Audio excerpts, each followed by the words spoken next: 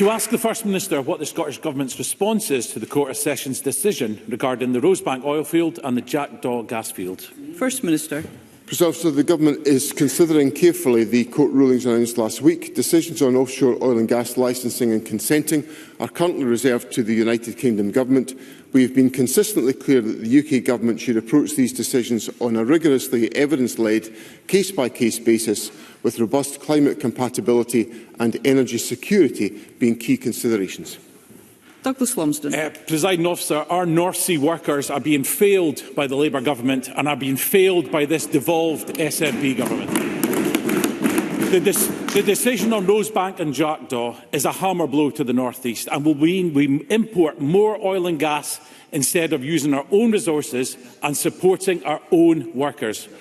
A poll by True North shows that nearly three-quarters of Scots back the North Sea oil and gas industry. So will the First Minister also back the industry and drop his disastrous presumption against new oil and gas production before more jobs are lost? First Minister.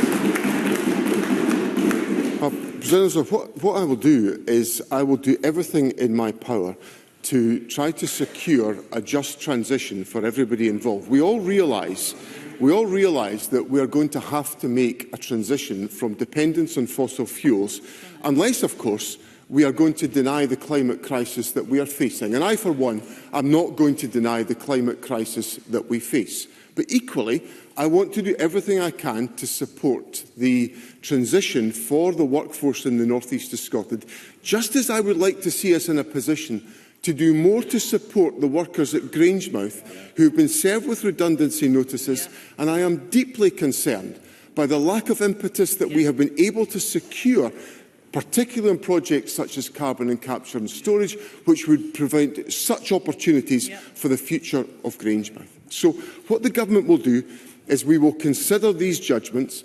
We will work with the oil and gas sector to manage the transition that lies ahead, because I want to make sure we have a strong and prosperous future for those involved in oil and gas in Scotland, and a strong and prosperous future for the Scottish economy. Thank you. Fergus Ewing. We are in a time of huge international tension and an ever-increasing risk of trade tariffs. The First Minister mentioned energy security.